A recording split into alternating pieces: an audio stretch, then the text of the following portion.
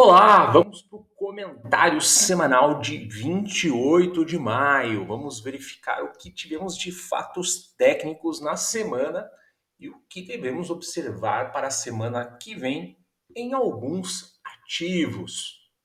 Vamos começar com o S&P.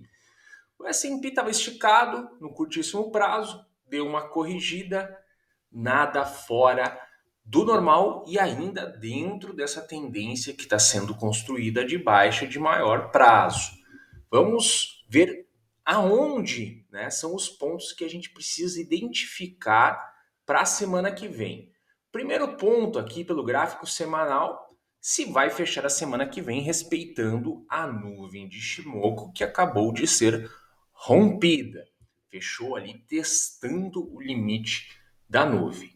Outro ponto é que consideramos que aqui no semanal, esta região de preços aqui foi o rompimento de cabeça de pivô. Né? Fecha um pouco com Ishimoku, um pouquinho mais para cima, daqui não muito longe, deveria se tornar aí uma possível zona de resistência.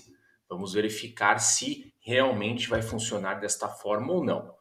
Também tem a questão das retrações de FIBO. Né? Temos uma pernada no semanal bem clara e aqui temos regiões de FIBO. Pode ser também uma visita às médias. Tudo isso, todos esses parâmetros, estarei observando na semana. No gráfico diário, temos aqui a média de 50. Trabalhar os preços acima da média de 21, ela começar a apontar para cima, eu acredito que é natural aí na construção do zigue-zague de uma trajetória baixista. Olhando por este ângulo aqui, teria espaço ainda para visitar aqui esta LTB ou quem sabe até esta região aqui de 4.300, 4.310. Por quê? Porque poderia ser aqui, ó, um desenho de um W. E aí completaria o desenho mais ou menos por aqui. Daí até para chegar aqui, dependendo do que eu considerar neste W. Por exemplo, aberturas e fechamentos que estão mais ou menos em linha. Então tem bastante coisa para observar. Acho que a mensagem final é que não deveria passar dos 4.300 dentro da trajetória. Se isso acontecer na semana que vem, liga alguns alertas. E aí uma coisa, né, fora da parte técnica, que explica essa puxada nessa semana foi piora das condições econômicas, de indicadores econômicos. O mercado está meio que comemorando isto, porque isso significa que o Federal Reserve pode dar aí uma pausa no aperto, né, arrefecer um pouco o aperto, que na verdade mal iniciou, e voltar aí à política do dinheiro barato. Eu nunca vou me deixar, acho que nunca vou me acostumar com esta ideia de comemorações de indicadores econômicos ruins, mas é assim que opera o mercado, principalmente o mercado americano, viciado em liquidez. Desde 2008 ele vem nesse excesso de liquidez e toda vez que é necessária alguma mexida, o mercado acaba reagindo. Teremos uma semana aí com indicadores importantes, feriados, mas principalmente na sexta-feira vai ter o payroll. E nós precisamos lembrar que dentro do mandato do Fed lá há uma preocupação com o nível de emprego americano. Então, vamos ver como é que vai ser essa semana. Temos uns pontos para observar. Nasdaq é mais ou menos o mesmo racional. Ele está um pouco mais longe,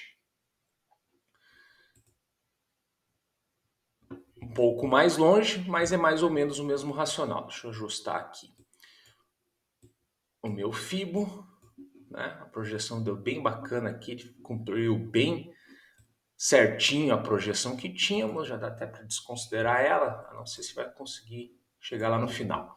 Mas Nasdaq é mais ou menos o mesmo racional. Pode vir aqui visitar a região, ele está um pouco mais para trás, porque foi um pouco mais longas as quedas do Nasdaq em relação ao S&P, mas ele pode visitar essa região aqui de rompimento de cabeça de pivô. Temos aqui Fibonacci, temos médias, só está mais longe de nuvem de Shimoku. Índice dólar já está chegando perto do que deveria ser o fim da sua correção pela lógica de Fibonacci por médias do diário, está perto da de 50. Até seria interessante se viesse na semana aqui, ó, nesta região aqui, um pouquinho abaixo da de 50, fechasse para cima, ou não confirmasse um fechamento aqui para baixo, 101,045 é mais ou menos 101,015 de 61% de FIBO. O que vai também nos dar aqui, nós temos uma linha de tendência de alta, que é mais ou menos nessa região aqui. Seria bem interessante ele vir até aqui e começar a reagir dentro da trajetória altista que ele está construindo de longo prazo. Os Treasuries também deram uma recuada, que estavam esticados, estão se segurando em cima da média de 50 do diário.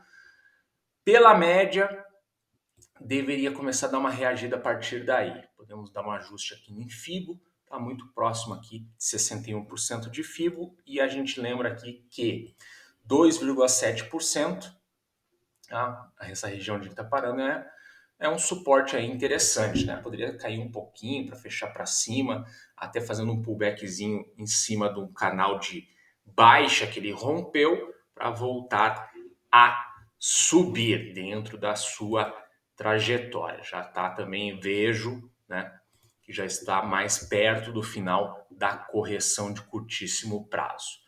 Vamos para a Bolsa Brasileira, que é onde a gente está gerando dúvidas, né? Está subindo.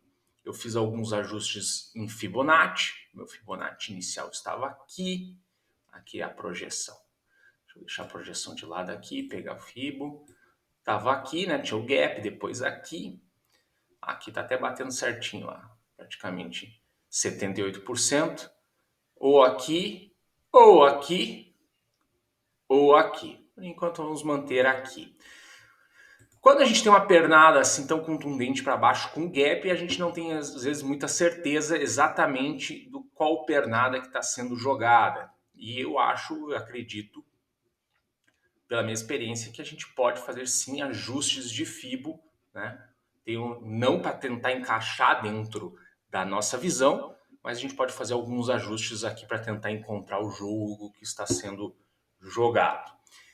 Ainda vejo a Bolsa Brasileira pelo índice futuro para baixo, tá? Apesar de que fechou praticamente em linha ali com 21%, 21, a média de 21 do semanal, tá visitando Ishimoku, tá? E acabou fechando acima da média de 200. Mas, dado a construção que tinha antes, o desmonte que houve, eu ainda acredito para baixo. Preciso de mais evidências, estou acompanhando essas evidências. Então, semana que vem, fechar até acima da média de 50 seria importante, né? Lembrando que nós temos uma pernada de baixa e pela pernada teria FIBO importante aqui em cima, né? Estaria aqui cruzando a média de 21 com a de 200, os preços trabalhando da de 50, daí a gente pode pensar que o jogo está mudando. Tá? Vamos lembrar que eu chamei a atenção aqui para o EWZ, que o EWZ era aqui onde podia estar as esperanças dos comprados, porque ele tinha um racional diferente, e a gente veio acompanhando aqui o fechamento, né? A não confirmação desse fechamento de preços abaixo dessas médias, né? Na outra semana ele fechou acima do fechamento anterior. Uma semana ele cruzou as médias e fechou acima das médias. E essa semana está confirmando aqui para cima. Mesmo assim, temos uma pernada de baixa. E, né, batendo em 61%, ele pode começar a ir para baixo. Tá? E aí as médias aqui que se embolaram para subirem, pode voltar para baixo. Lembrando que aqui, né, ele acabou fazendo uma curva respeitando, tá, a nuvem de Shimoku. Pode aí voltar para cair. Então, acho que estamos próximos de realmente confirmar o que vai ser Bolsa Brasileira, se é para cima ou para baixo. E aí vale juntar algumas coisas aqui, né? Lembrando que o EWZ, a gente tem a influência da bolsa, né, das ações negociadas da bolsa brasileira e do dólar contra real. A gente vai olhar o dólar contra real, ele está seguindo a trajetória dele, tem mais espaço para cair, mas se começar o índice dólar começar a se segurar um pouco, começar a reagir para cima, pode gerar uma influência no dólar contra real, ele pare de cair, comece a voltar um pouquinho e aí talvez empurre para baixo aqui o EWZ. Mas eu acho que a gente está perto de descobrir se é uma bolsa para cima ou se ela é realmente para baixo. Acho que a gente nessa semana é capaz da gente ter as confirmações. Estou de olho tanto no EWZ quanto no índice da Bolsa Brasileira.